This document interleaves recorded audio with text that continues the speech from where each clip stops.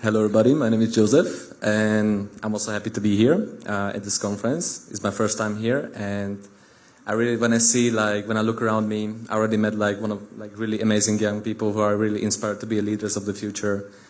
And now with the political steam happening more frequently and it's accelerating the day we go, I think it's really important to actually tell people more about politics, what's happening in another country. For example, I'm from Slovakia, and every day we are hearing about the lost life of Ukrainian soldiers and many also other soldiers.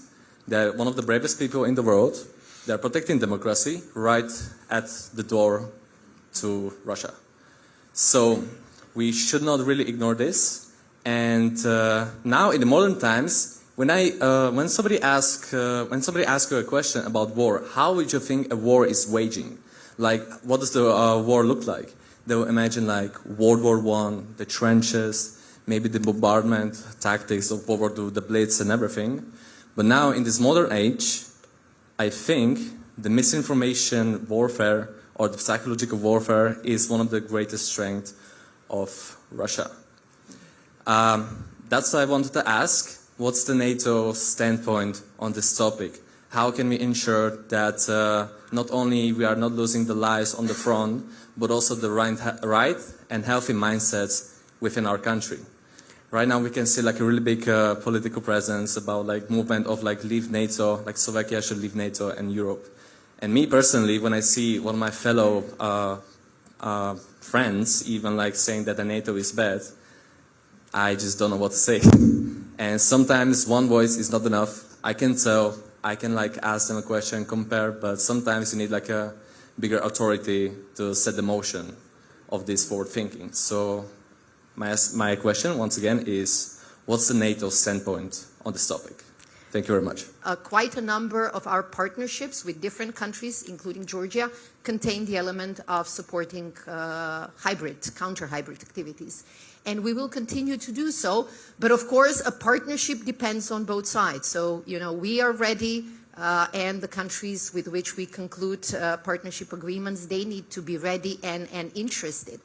And this brings me to the third and probably most complicated question. But it's a bit connected to us generally as societies. Maybe my political background is still stronger than my defense background. I do believe that we have to look deep within our societies and really discuss and think about our vulnerabilities. I come from a very diverse country in many respects, ethnically, linguistically, religiously. These are not easy countries, and they always have additional challenges. But unless you do the work internally yourself, there is no magic solution. And here I might say no external support can help you deal if you are not prepared to invest in a more cohesive, a more resilient, and a more open community.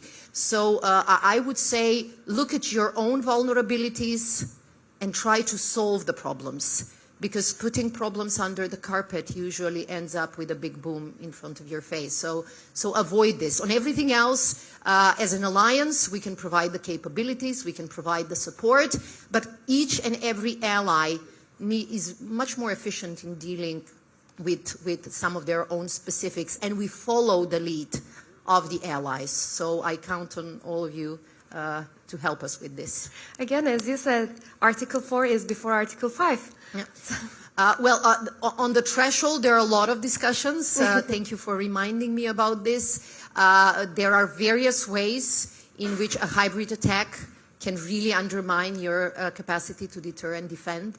And we have also approached this problem with a more creative, I mean, like the decision to move on with Baltic Sentry after a series of sabotage to undersea critical infrastructure was a serious signal that the alliance will not stand still, and we will not just observe, but we will react, we will act, and we will protect our allies. And this is what makes the alliance strong. This is what makes it relevant. This is what makes it important.